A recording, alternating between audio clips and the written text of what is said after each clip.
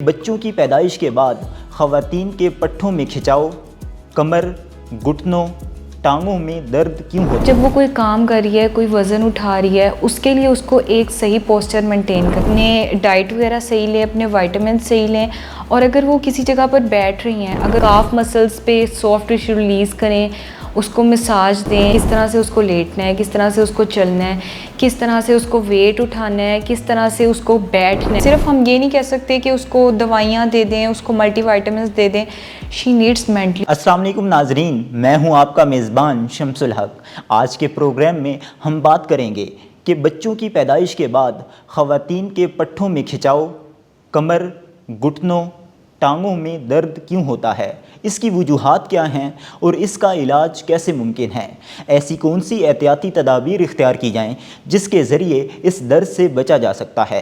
इस पर बात करने के लिए मेरे साथ मौजूद हैं फिज़ियोथेरेपिस्ट डॉक्टर इशना ताहिर साहिबा। डॉक्टर साहिबा, बच्चों की पैदाइश के बाद ख़वातीन के जिस्म में खुसूसन घुटनों में, कमर में और पट्ठों में खिंचाव होता है, तो इसकी क्या वजूहात हैं? सबसे पहले तो मैं ये बता दूं कि हमारे माशरे में फ़ीमेल्स को, ख़वातीन को इतना पता नहीं, इतना नॉलेज नहीं है कि उनको अपनी डिलीवरी से पहले भी और डिलीवरी के बाद भी किस तरह से उसके साथ, उन हालात के साथ कैसे सामना करना है, और ड्यूरिंग प्रेगनेंसी भी उनको किस तरह से बैठना है, उनको अपना क्या पोस्चर मेंटेन करना है, और उनको क्या मल्टीविटामिन्स वगैरह लेने चाहिए कि नहीं लेने चाहिए। इन सब के बारे में उनको इतना नो हाउ नहीं होता, कोई उनको ना बताता है और ना उनको पता होता है। ठीक है। तो इस वजह से मैं सबसे पहले यही कहूँगी कि उन ख़वातीन को ये चाहिए कि ड्यूरिंग प्रेगनेंसी भी वो अपने मल्टीविटामिन्स का ख्याल रखें। ठीक है। अपने पोस्चर को, अपने एर्गोनॉमिक्स को बिल्कुल ठीक रखें, क्योंकि प्रेगनेंसी के दौरान इस तरह से होता है कि हमारे जो सारे के सारे बैक के मसल्स हैं वो खिंच रहे होते हैं, वो स्ट्रेच हो रहे होते हैं। क्योंकि जब स्टार्टिंग से लेके एंड तक एक बेबी को कैरी कर रहे होते हैं, जिसकी वजह से सारे कोर मसल्स जो एब्डोमेन के होते हैं वो स्ट्रेच होते हैं, बैक के मसल्स सारे स्ट्रेच हो रहे होते हैं, और हमारा सारा का सारा जो वेट होता है वो ड्यू टू ग्रेविटी की वजह से सारा एक्ट कर रहा होता है, जिसकी वजह से हमारा, जैसे कि आपको पता है कि हमारी बॉडी का मैक्सिमम वेट कौन उठा रहा है, हमारे हिप जॉइंट्स, हमारे नी जॉइंट्स, हमारे एंकल जॉइंट्स, ये सब जॉइंट्स के ऊपर सारा वज़न आ रहा होता है, जिसकी वजह से इन जॉइंट्स में पेन शुरू हो जाती है। और कुछ हार्मोनल चेंजेस स्टार्टिंग से लेके एंड तक चलते आते हैं, जिन हार्मोनल चेंजेस की वजह से ऐसा होता है कि जॉइंट्स की लेग्जिटी ज़्यादा हो जाती है। जॉइंट्स हमारे जोड़ जोन से होते हैं, हमारी जो हड्डियाँ होती हैं वो नरम हो जाती हैं उन हार्मोनल के चेंजेस की वजह से। तो उसके लिए फ़ीमेल्स को ये चाहिए कि अपने वेट को, क्योंकि वेट डिस्ट्रीब्यूट हो रहा है, उसको चाहिए कि अपने वेट को संभाल ले। मतलब कि अगर वो ग्रेविटी के साथ एक्ट हो रहा है, उनको चाहिए कि वो अपने पाँव के नीचे कुछ फुट स्टेप्स रखें। उनको ये चाहिए कि मसल्स, जो उनका बेली का वेट है, उसको किसी भी तरह से कोई सपोर्ट यूज़ करें। अपने जो हिप जॉइंट्स हैं वहाँ पे, लोअर बैक पे कोई सॉफ्ट पिलो यूज़ करें। ठीक हो गया। जिसकी वजह से उनके एर्गोनॉमिक्स सही रहे, उनके मसल्स वगैरह, उनके जो बोन है, उनके जो जॉइंट्स हैं वो सही रहें, उधर वज़न ज़्यादा ना पड़े। और अगर वज़न ज़्यादा पड़ा है, कई फीमेल्स होती हैं जो कहती हैं कि हमारे लोअर बैक में मसला आ रहा है। ठीक है। कई फीमेल्स होती हैं जो कहती हैं कि हमारे कमर के ऊपर वाले हिस्से में मसला आ रहा है। ठीक है। तो जहाँ पर उनको दर्द महसूस होती है, उनको ये चाहिए कि वहाँ पर कोई सपोर्ट यूज़ करें। अपने आर्म्स जो उनसे होते हैं वहाँ पे कोई सपोर्ट यूज़ करें, इस तरह से मत रखें। अपने जो थाइज़ होते हैं उनके नीचे कोई सपोर्ट यूज़ करें। ठीक हो गया। ये सारी इस अपने एर्गोनॉमिक्स को, अपने पोस्चर को उनको मेंटेन करना चाहिए, जो उनको नहीं पता होता। ठीक है। उसी दौरान उनको मल्टीविटामिन्स भी लेने चाहिए। बच्चों की पैदाइश के बाद ख़वातीन के जो घुटनों में, कमर में और पट्ठों में जो खिंचाव होता है, दर्द होता है, अब इसका इलाज कैसे मुमकिन है? क्योंकि एक फिज़ियोथेरेपिस्ट वो आपको यही बताएगा कि आपको मेडिसिन्स का इतना यूज़ नहीं करना, उन पेन को रिलीव करने के लिए आपको फिज़ियोथेरेपी से काम लेना है। ठीक है। आपको कुछ एक्सरसाइजेस भी करनी होती हैं, हम उसके लिए कुछ एक्सरसाइज भी रिकमेंड करते हैं। और पहले तो हम ये कहते हैं कि उनको अपनी कंफर्टेबिलिटी जोन को मेंटेन रखना है। ठीक है। उनको अपने मसल्स पे, अपने जॉइंट्स पे, अपने जोड़ों पे ज़्यादा स्ट्रेन नहीं आने देना, क्योंकि ऑब्वियसली सी बात है कि हमारा जो वेट होता है वो ग्रेविटी की वजह से डाउनवर्ड ही है। उनको चाहिए कि अपने वेट को मेंटेन करें, अपने डाइट वगैरह सही लें, अपने विटामिन सही लें। और अगर वो किसी जगह पर बैठ रही हैं, अगर वो खड़ी हो रही हैं, तो उनको ये चाहिए उससे प्रिवेंट करने के लिए कि उनके मसल्स पे, उनके जॉइंट्स पे इतना स्ट्रेन ना आए, इतना खिंचाव महसूस ना हो। उनको चाहिए कि जब वो खड़ी हों तो अपने बेस को, जहाँ पर उनका पूरा का पूरा बॉडी वेट एक्ट कर रहा है ग्रेविटी की वजह से, उस बेस को थोड़ा वाइड करें। ठीक है। और जब कोई चीज़, जैसे कि हमारा माशरे में इस तरह से होता है कि एक औरत ने सब काम करने हैं, उसको हर चीज़ को साथ लेकर चलना है। तो जब वो कोई काम कर रही है, कोई वज़न उठा रही है, उसके लिए उसको एक सही पोस्चर मेंटेन करना चाहिए, उसको एक सही तरीके से उस चीज़ को उठाना चाहिए। अगर वो कोई वज़न उठा रही है, अगर वो कोई सफाई कर रही है, कुछ भी, तो वो अपने बेस को, अपने टांगों को थोड़ा वाइड करके खड़ी हो। ठीक है। और अपने नीज़ पे अब इस तरह से वेट डाले। ठीक है। डायरेक्ट अपनी रीढ़ की हड्डी से, उससे बैक से कोई वज़न उठाने की कोशिश ना करें।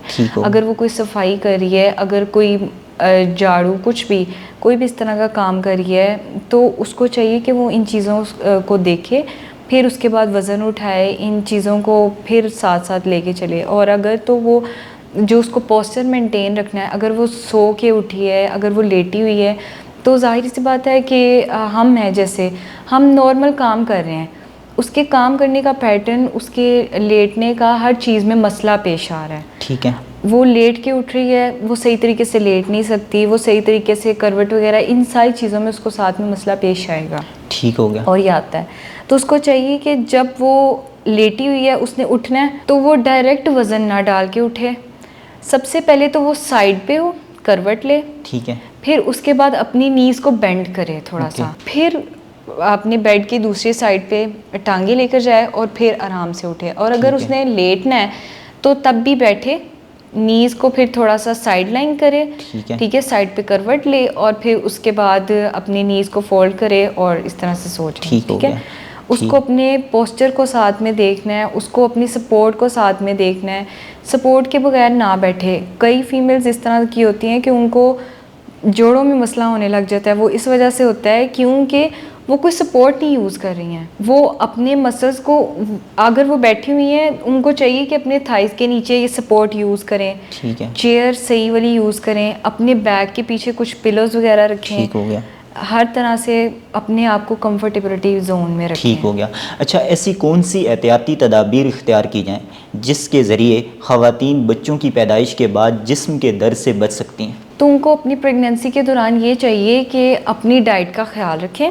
ठीक है। मल्टी वाइटामिन्स लें साथ में। एक डॉक्टर से भी वो रजू कर सकती हैं, वो उससे भी दवाइयों वगैरह के बारे में पूछ सकती हैं, क्योंकि उसके प्रेगनेंसी के दौरान उसको बहुत ज़रूरत है, उसको कैल्शियम की ज़रूरत है, उसे वाइटामिन्स की ज़रूरत है, उसका HP लेवल, उसकी ऑक्सीजन लेवल, उसके सारा कुछ थोड़ा लो हुआ होता है। क्यों? क्योंकि वो उस टाइम पे डिवाइड हो रहा होता है। ठीक है। उसके बेबी को भी सप्लाई हो रहा है और उसको भी ज़रूरत है, उस दौरान उसको ज़्यादा ज़रूरत है, जिसकी वजह से उसको चाहिए कि कैल्शियम की मेडिसिन्स, वाइटामिन्स, मल्टी वाइटामिन्स ले, जिससे वो इन चीज़ों से बच सकती है।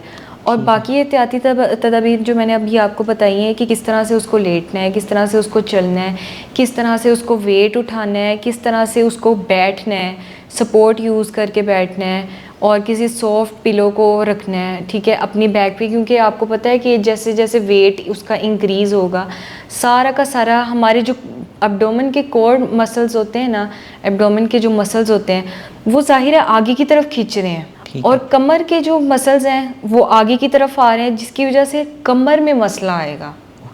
कमर के बैक के, लोअर बैक के सारे मसल्स खींच के आगे आ रहे हैं। ठीक है। जिसकी वजह से डिलीवरी के बाद भी उसे ये पेन होगा। ठीक हो गया।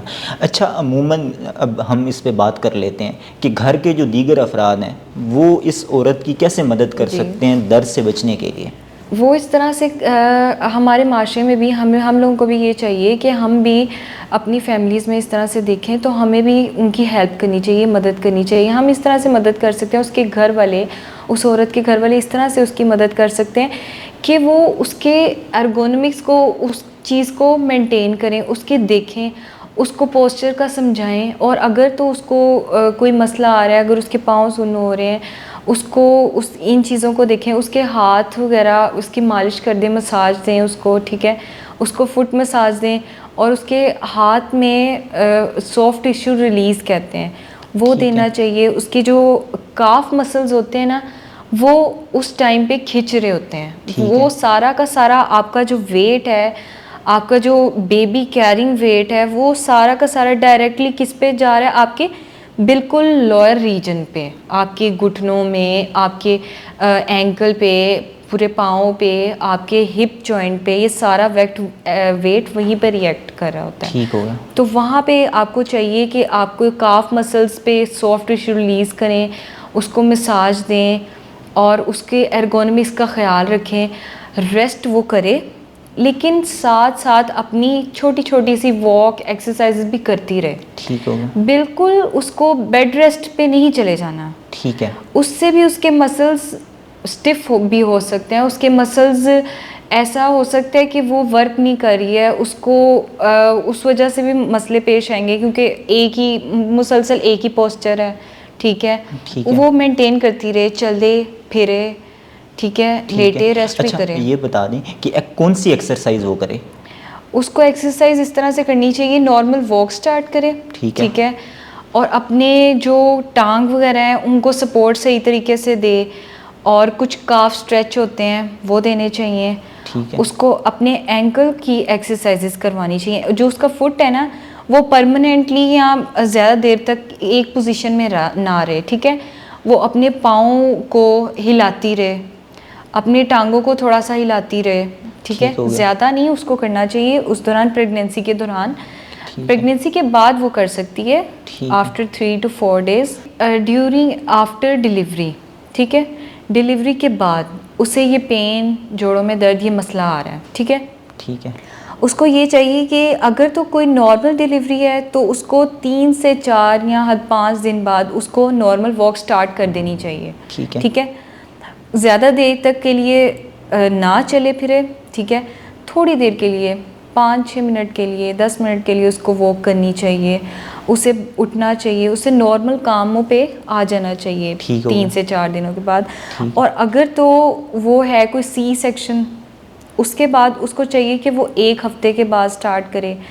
और मैक्सिमम 90% जो ख़वातीन होती हैं उनको ये मसाइल आ जाते होते हैं, उनको ठीक ये हो गया। मसाइल आते हैं जोड़ों के, और मसल पेन, कमर दर्द, घुटनों का दर्द, ये सारी चीज़ें। तो उसके लिए उसको यही चाहिए कि 40 दिन तक वो उसको पेन रहेगी, जैसे एक फ़ीमेल 40 दिन तक रेस्ट पे होती है, ठीक है।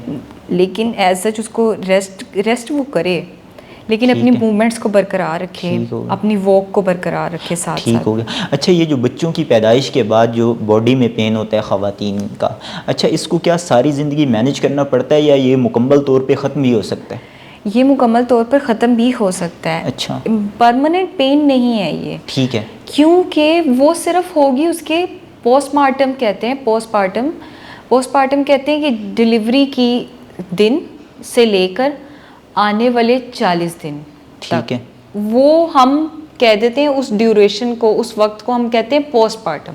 ठीक हो गया। मतलब कि डिलीवरी से बाद के दिन 40 दिन तक, ठीक। बिल्कुल डिलीवरी के बाद से वो पोस्टमार्टम कहलाता है। और जो पोस्टमार्टम है उसमें भी उसको वॉक वगैरह करनी चाहिए, बिल्कुल परमानेंटली इस तरह से बैठना चाहिए। दर्द ये परमानेंट नहीं होती, ठीक है। दर्द ये आप कह सकते हैं कि जोड़ों की या मसल्स की दर्द ये परमानेंट नहीं होगी, वो उन 40 दिन तक रहेगी। ये ज़्यादातर जो फीमेल्स होती हैं उनको ये 40 दिन, इतने दिन ही ये पेन रहती है। अगर तो ये पेन ज़्यादा दिन तक रहे, ठीक है, 40 दिन से ज़्यादा हो गए हैं, वो कह रही है कि उसको 3-4 महीने या इससे भी ज़्यादा पेन रह रही है, तो वो डॉक्टर से रुजू करें हो फ़ौरन, गया। ठीक है। और उस प्रेगनेंसी के दौरान अगर वो मल्टीविटामिन्स नहीं लेगी, वो अपनी खुराक का नहीं ध्यान रखेगी, तो ये उसके बाद उसको ज़्यादा दिन तक भी रहेंगे। अपनी डिलीवरी के बाद उसको ये पेन, ये जॉइंट के मसले, ये ज़्यादा दिन तक रहेंगे। ठीक हो गया। उसको चाहिए कि डिलीवरी के बाद हॉट पैक भी यूज़ करे, आइसिंग भी कर ले जहाँ पर उसको पेन हो रही है, वो अपनी वॉक का ध्यान रखे, और बाद में भी मल्टीविटामिन्स वगैरह ले। ये फैमिली को भी चाहिए कि उसको गाइड करते रहे और उसको सपोर्ट करे। उस वक्त वो मेंटली सपोर्ट भी मांग रही होती है, ठीक ठीक है, है। उसको मेंटली भी सपोर्ट करना चाहिए। सिर्फ हम ये नहीं कह सकते कि उसको दवाइयाँ दे दें, उसको मल्टीविटामिन्स दे दें। She needs mentally support. वो ठीक किसी हो की मेंटली सपोर्ट चाहती है, वो ये चाहती है कि कोई उस पर तवज्जो दे, ठीक ठीक है, है। उसे समझाए, उसकी हेल्प करे। She need help. ठीक हो गया।